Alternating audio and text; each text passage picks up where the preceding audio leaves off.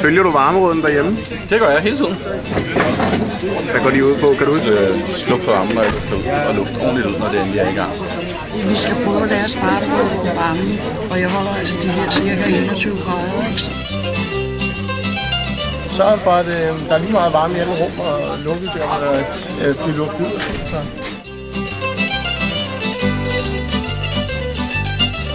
Nå, ja, det er ikke det, man vidste. Jo. Ja, hvis vi skal have varme, så må vi tage. Det er rigtigt. Har du sparet på varmen? Ja.